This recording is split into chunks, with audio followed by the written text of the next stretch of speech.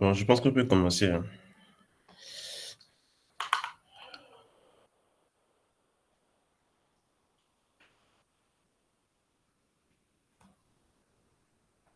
Ok, bonjour à tous. J'espère que vous allez très bien.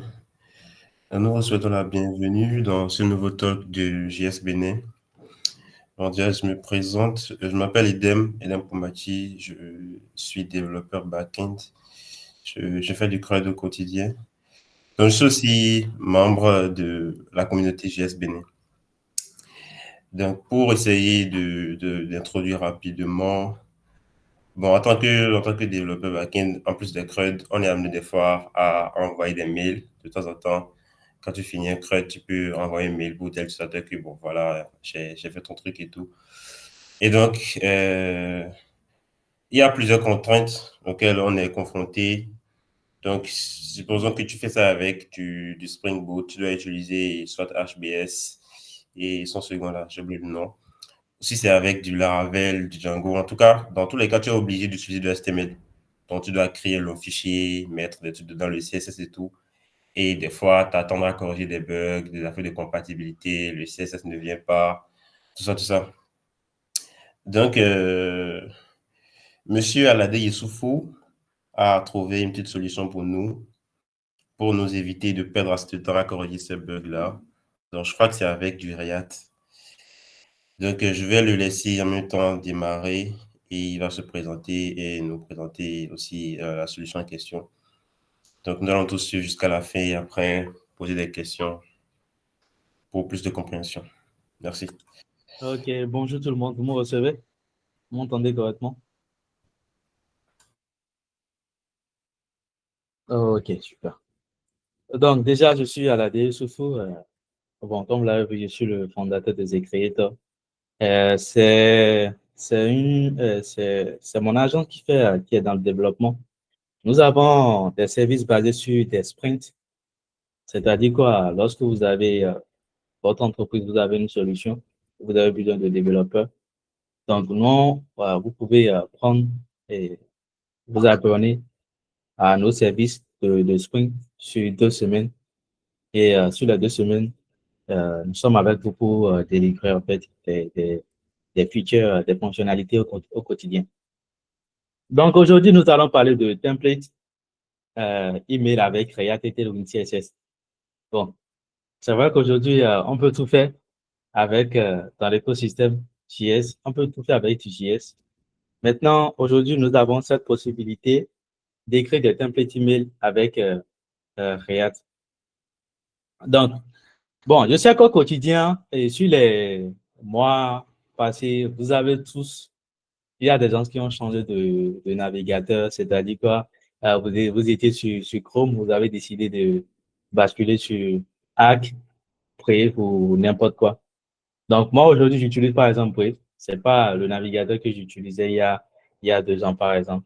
Donc, il nous arrive aussi de changer de navigateur, juste comme ça en tant que développeur.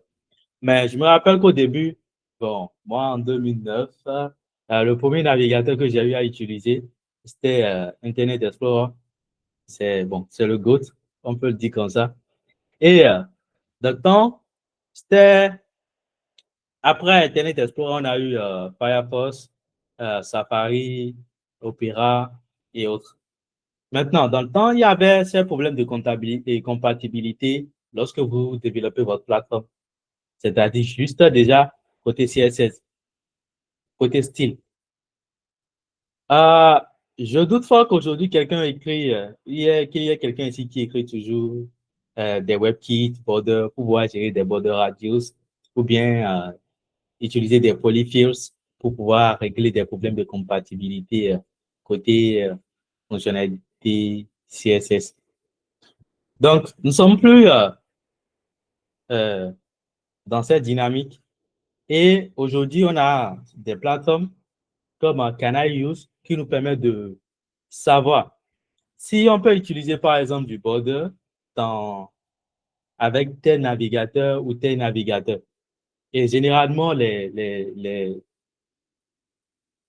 navigateurs de la nouvelle génération supportent quasiment tout.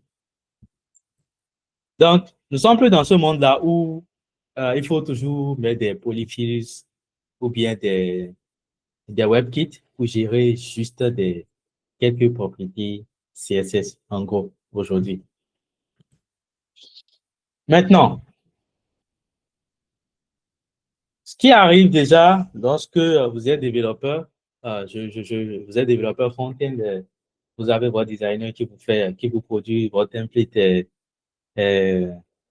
email. Et avec vos compétences de, de développeur front-end, on vous dit, OK, on veut ce template email. Vous vous dites, OK, ça, c'est rien. Juste quelques paddings. Les trucs sont alliés à la suite de l'autre. Il n'y a pas vraiment de responsabilité à gérer. Et bon, ça, c'est plié en quelques minutes. Bon, c'est ce qu'on se dit. C'est plié en quelques minutes jusqu'à ce que vous commencez à faire l'intégration. Vous vous rendez compte que le border radius ne fonctionne pas avec les mails. Le SVG, non. Bon, en fait, il y a tellement de propriétés. Vous vous posez la question de savoir si vraiment faire du template email correspond aussi à être développeur front-end. Bon, il y a une plateforme qui s'appelle Can I Email, et un peu comme la plateforme que je vous ai montré tout à l'heure, Can I Use, qui vous permet en fait de savoir si vous avez si des propriétés données sont disponibles sur des clients email. Parce qu'en réalité, comme j'avais expliqué côté navigateur, c'est des problèmes on avait ce problème de compatibilité au début avec des navigateurs. Donc, ce qui fonctionne sur Internet Explorer peut ne pas fonctionner sur Chrome, Firefox et autres. Donc, on a ce problème aujourd'hui aussi avec les clients email. Si vous regardez en bas ici, vous allez voir qu'il y a certaines choses qui fonctionnent avec la dernière version de Apple Email qui ne fonctionnent pas sur Gmail. Et Outlook aussi, bon, on a des choses qui fonctionnent sur la dernière version. Et vous allez voir d'autres propriétés aussi qui fonctionnent comme ça sur Gmail qui ne sont pas disponibles avec les autres. Donc, on revient aussi au problème de départ qu'on avait avec les navigateurs. Donc, et après Gmail, je crois que on a Yahoo, on a Outlook, Apple Email, Hey, qui sont des clients, Superhuman, on a aussi Notion Email. Dans ces clients-là, lorsque vous développez en fait votre template, vous devez vous assurer que c'est disponible et compatible avec tous ces clients dont je viens de mentionner. Donc, en gros, si vous faites votre template email, ce n'est pas parce que bon, vous n'avez peut-être pas de problème avec Gmail que vous n'aurez pas de problème avec Outlook, ou bien parce que ça fonctionne bien sur Outlook que vous n'aurez pas de problème avec un client Yahoo ou bien Hey ou bien Superhuman. Donc, on revient un peu en arrière au problème qu'on avait avec les, nos navigateurs au départ. Donc, euh, on a des solutions. Déjà, l'erreur qu'on fait au début, c'est de tout coder à la main. Et vous allez voir que quand vous allez tout coder à la main, il y a beaucoup je ne me rappelle plus, il y a des commentaires spécifiques même qu'on met pour supporter en fait certains clients. Et lorsqu'on fait, quand vous allez générer du code, par exemple avec des outils que je vais vous proposer tout à l'heure. La solution qu'on a, on a plusieurs solutions. La première solution, c'est quoi? C'est Hemel. Bon, c'est un outil intéressant qui vous permet d'écrire du mail. Ça vous donne déjà des composants et que vous allez utiliser rapidement et designer votre email. Mais on a un problème. Le dernier commit date d'il y a 7 ans. En gros, ce n'est plus maintenu. 7 ans. Et ça nous donne l'option, ça nous ramène à la deuxième option qui est MGML, que j'ai beaucoup utilisé avec les frameworks backend JS, que ce soit Nest, NEST ou bien Adonis. Donc, c'est un outil intéressant. Vous écrivez un tout petit code comme ça et ça vous génère un mail wow. Mais le problème dans le temps que j'avais, euh, c'est la documentation. La documentation n'est pas vraiment à jour en ce qui concerne MGML, mais vous pouvez faire un tour avec MGML. C'est un outil intéressant qui est utilisé par, par beaucoup d'entreprises aussi. Et là, on a cette troisième option qui est React Email. React Email a été créé par Zeno. J'ai oublié son nom de famille. C'est le gars qui est derrière le client et qui est derrière le serveur SMTP Recent. En gros, lui, il est parti d'un problème. En fait, lui aussi voulait, bon, en gros, c'est lui qui a créé. En gros, il voulait un truc moderne pour gérer facilement les emails. Et il a décidé de lancer son side project Recent. Et bon, les gens l'ont critiqué lorsqu'il avait balancé, je me rappelle que les gens l'ont critiqué lorsqu'il avait balancé euh, le, la landing page sur Twitter. Et il disait, et les gens lui demandaient, OK, pourquoi un outil, un autre outil? Parce qu'on a déjà MGML qui gère. Donc, bon, je crois qu'il n'a pas trop écouté ce que les gens savaient à dire et il a essayé de continuer avec son projet parce que la plateforme déjà au début, c'était très, très lent. Mais aujourd'hui, je crois qu'ils ont 500 000 utilisateurs qui utilisent la solution aujourd'hui. Et, et il essaie quand même d'innover du côté de son outil de création de mails. Du coup, comme on avait dit, l'objectif, c'est de montrer comment faire des templates React euh, avec des templates avec du React. Nous allons essayer de faire un ensemble pour voir qui est possible avec notre technologie. Oh, sorry. Oh, mess up with it. OK. Ici, on a trois étapes. La première étape, c'est le code. Après le code, on teste. Le test, c'est-à-dire quoi? Oui, on teste. Et après, on envoie, en fait, le template email à quelqu'un directement avec React Email. Vous allez voir que c'est très pratique. On teste, on envoie à des mails. Je vais prendre le mail de quelqu'un de deux personnes peut-être dans le call et je vais vous envoyer le mail qu'on va produire ensemble. Donc, la première commande pour initialiser, pour créer un template email avec React Email, c'est notre CLI, Create Email. Donc, il suffit de faire un coup de npx, Create Email. Et vous avez un truc tout prêt que vous pouvez déjà utiliser. Et ça vous donne une commande de dev. On fait email dev et on peut déjà commencer par travailler. Et React Email vient avec des composants que vous pouvez voir sur la documentation. Ce sont ces composants qui vont nous aider à développer très rapidement notre template sans trop nous casser la tête. Donc, il y a des composants HR qui sont disponibles, Boss, Container, qui sont disponibles directement avec React Email. Maintenant, un simple composant de mail ressemble à ça. Ça vous parle, non? On a juste du HTML, l'entête, le body, on a le container, dans le container, on met notre test. Et ici, vous allez voir, on a un petit rendu de mail qui est totalement responsive, qui est déjà tout prêt. Lorsque vous visitez le localhost 3000, vous pouvez essayer la commande. NPI, c'est Create Email, si la connexion vous permet, bien sûr.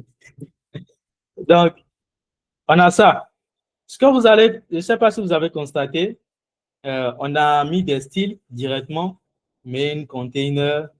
En fait, c'est en gros du CSS que j'ai écrit, qui est utilisé à ce niveau de style. Maintenant, ici, on a un composant un peu plus avancé. On a beaucoup de messages, de Stripe. Donc, on a un composant un peu plus avancé dans le container. Ici, on avait juste le Word.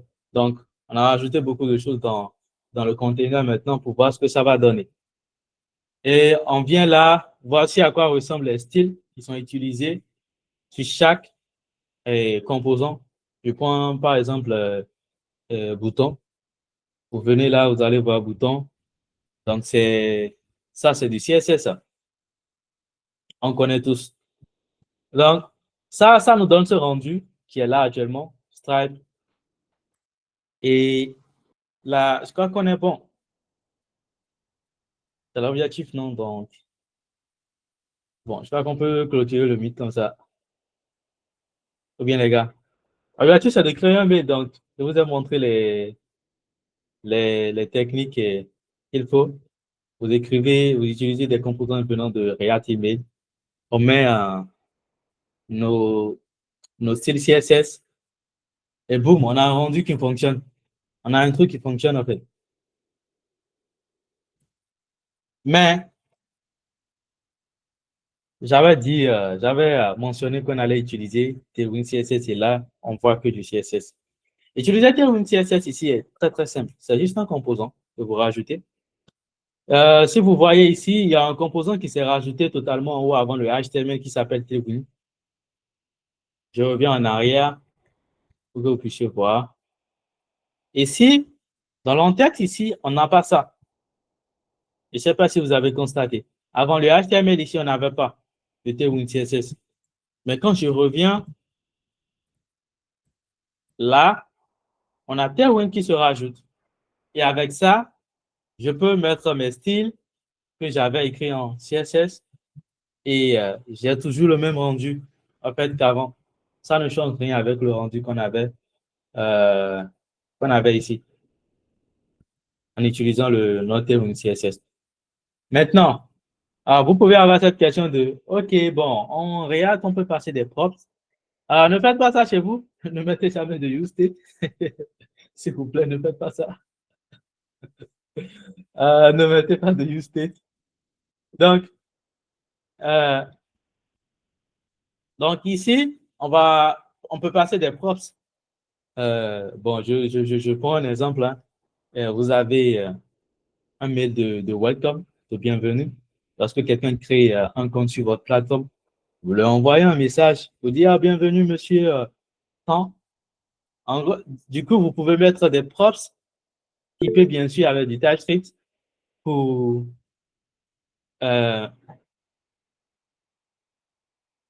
pour envoyer des données, pour avoir un truc un peu plus solide. Donc, je vais rapidement démarrer, je vais couper et démarrer rapidement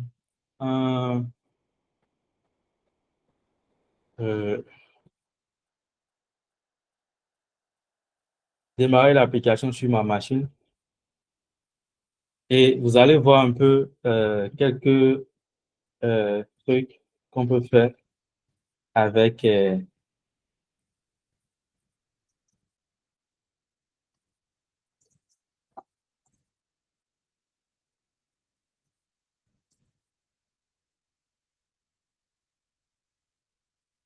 Alors, si vous avez des questions, n'hésitez pas à les mettre dans le chat. Je vais...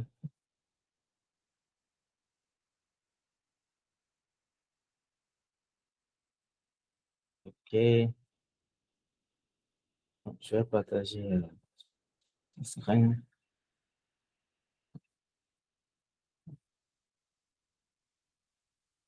Vous voyez toujours l'écran? Je suppose, oui. Hein. Donc là, je vais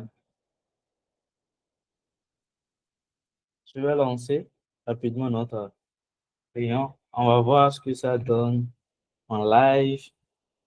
Bon, j'ai préparé une vidéo de backup. Vous savez, la dernière fois, Zuck a fait une présentation. OK, now hide this. OK. A fait une présentation, bon, ça n'a pas bien marché pour les verres qu'ils ont eu à présenter la dernière fois. Mais ils avaient une vidéo de backup. Donc, moi aussi, j'ai une vidéo de backup pour cette présentation au cas où quelque chose ne marcherait pas. Donc, on a par exemple ici un linter. Qu'est-ce que le linter fait? Il nous permet en fait de savoir s'il y a des problèmes dans notre template. Je vais prendre un exemple. Vous voyez bien mon... Je vais brancher le second. Vous voyez bien mon éditeur.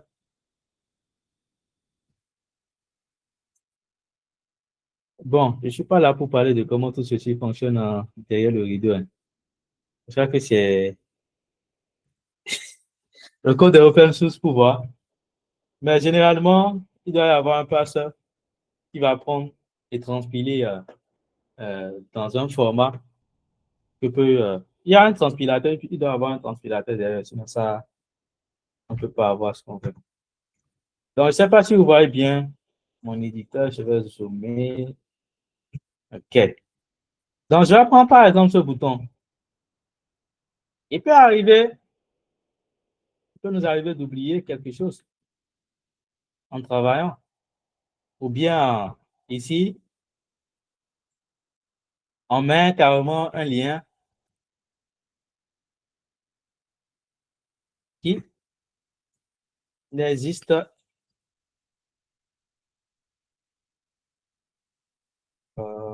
pas. OK. S'il y a des gens qui sont dans le mythe qui ont des problèmes de bien et qui n'arrivent pas à bien voir parce que si je ma caméra, vous pouvez dire je vais couper. Donc, ça, c'est des liens morts. Ici, je viens, je clique sur ça. Le linter va process tout ce qu'on a dans le fichier et il nous dit quoi ici? The link could not be reached. Donc, en gros, il va essayer de contacter et voir, OK, est-ce qu'on a du contenu au niveau du lien que tu as envoyé? Ouais. Donc, en gros, il nous détecte directement qu'on a un problème à ce niveau. Donc, ici, si je fais, ouais, ouais, si je fais ça, je peux mettre,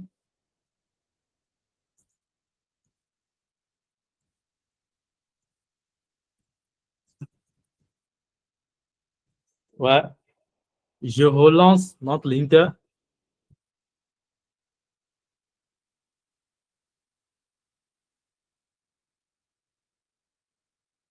Je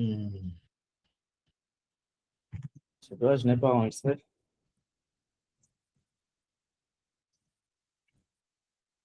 Bien enregistré.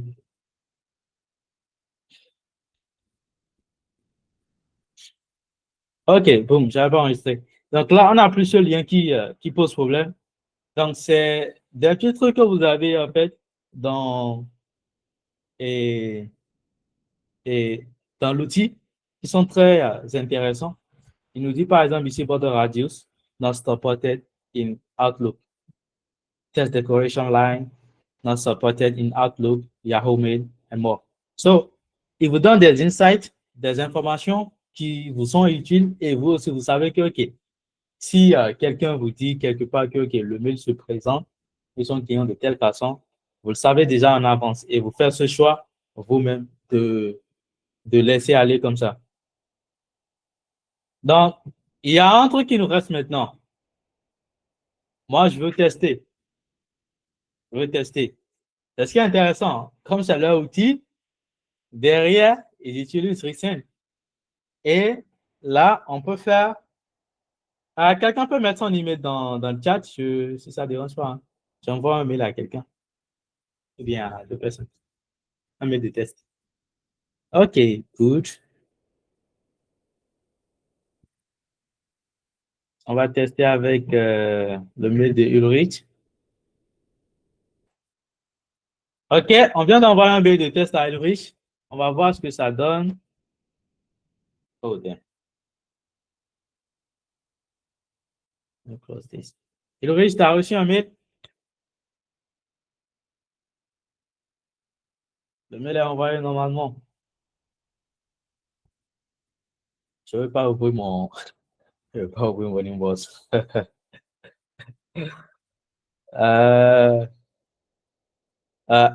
y a quelqu'un qui veut nous sauver là. Je ne sais pas si Ulrich est toujours avec nous. Et oui, j'étais là. OK, OK, je vais utiliser le mode upload.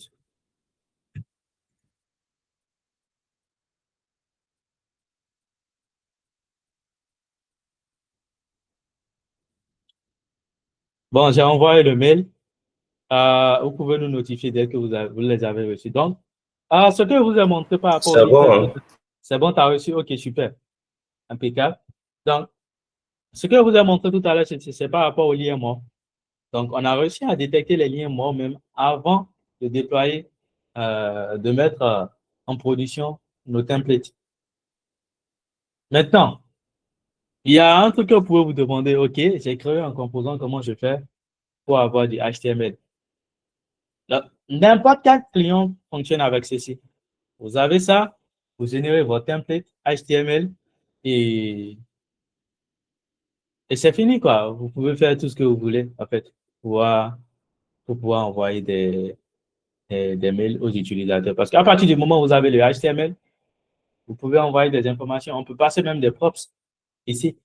Et lors du render, lorsqu'il va vouloir nous générer du HTML, il va se charger incorporer directement les variables qu'on a demandées. Donc, comme je l'avais mentionné, c'est compatible avec n'importe quel service qui supporte le HTML. Maintenant, vous pouvez vous-même créer maintenant une fonction. Et la fonction, ça fait quoi? Ça prend le from, le to et le sujet. Et vous avez le React, vous lui passez le composant et ça va faire le traitement de rendre en arrière-plan. Donc ça, c'est juste des astuces que moi je propose. Mais comme nous sommes des humains, on arrive toujours à réfléchir et trouver une solution. C'est ce qui fait la différence entre nous, les IA. On peut innover.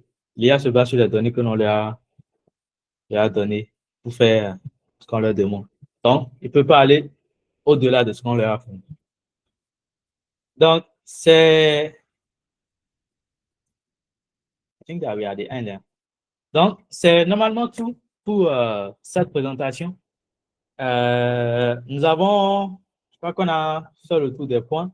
On peut envoyer un mail, on peut envoyer des mails de test et boum, quoi. Nous sommes à la fin de notre meet.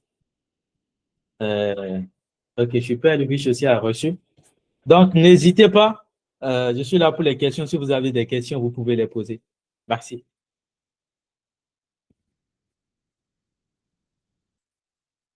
We are here, we are listening.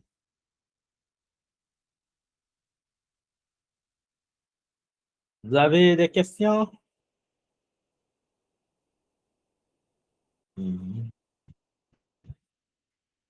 Edem est là. Ouais, je suis à la fin de la présentation, donc tu peux.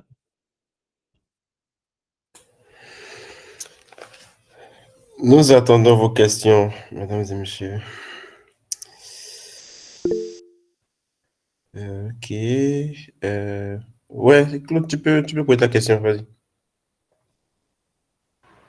Bonjour tout le monde, j'espère que vous allez très bien. Je vous remercie pour la présentation.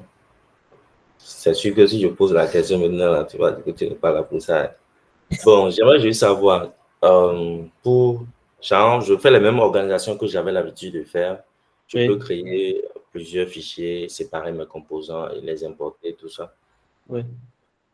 Je Oui, peux faire ça comme ça. oui, oui, oui, oui, tu peux faire ça.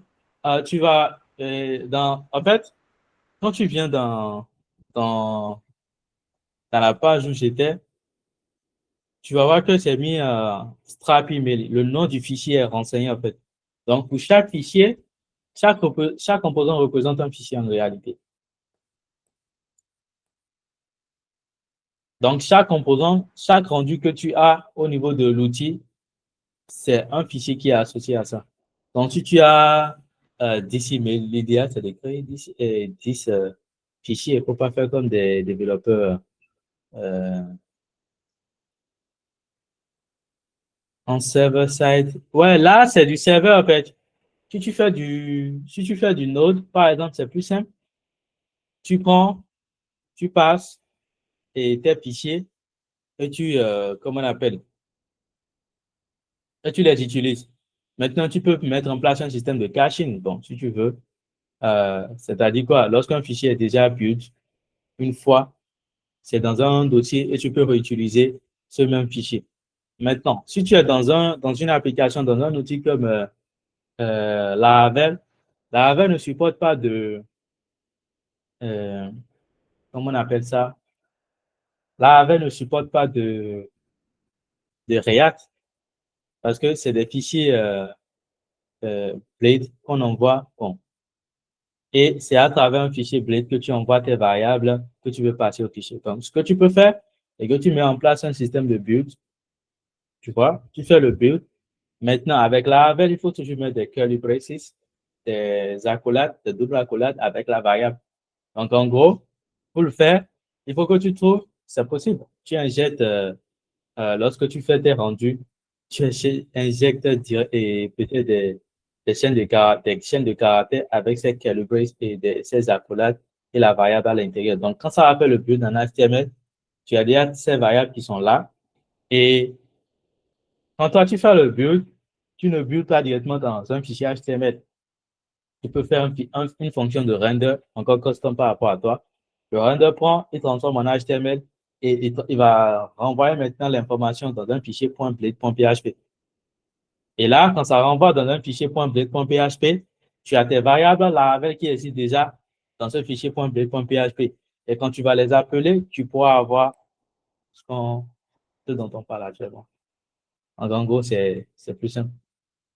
En gros, ça veut dire que il faut juste utiliser l'imagination, sinon le reste, c'est possible. Vous avez d'autres questions? Donc, en gros, vous pouvez l'utiliser avec n'importe quoi, Laravel, Adonis. Si vous êtes encore dans un truc Node, c'est encore plus simple. Quoi encore? Ruby on Rails, Java. So, basically, vous pouvez l'utiliser avec tout.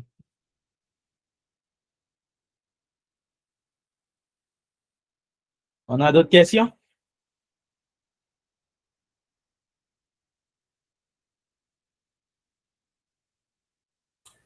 Est-ce que vous avez d'autres questions? Est-ce qu'on a d'autres questions?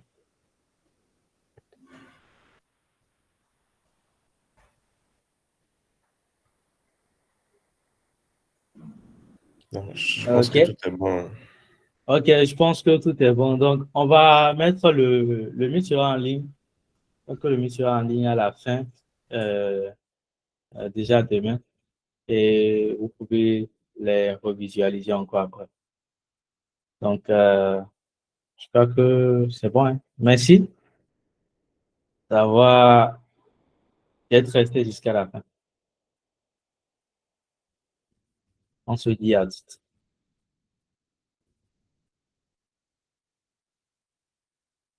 Et à la prochaine.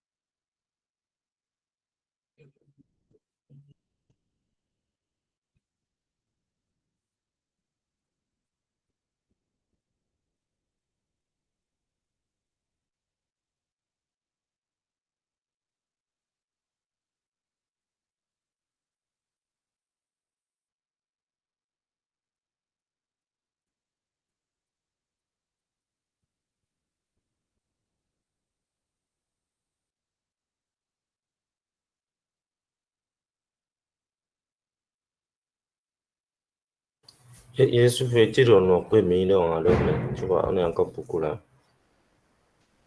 Tu Tu dis? vois, c'est comme si ça ne nous a pas suffi, on est encore beaucoup là. Tu vas devoir continuer encore. Ah, donc, bon, je crois que dans l'écosystème, il y aura beaucoup plus d'innovation dans, dans les jours à venir parce que les gars de Recent se basent sur l'API de AWS, par exemple, pour faire leur service, ce qui fait que c'est un peu cher. Maintenant, on a les gars de Cloudflare qui ont sur leur propre plateforme et eux, leur propre serveur. Plop, plop, plop. Ah, damn! Leur propre serveur où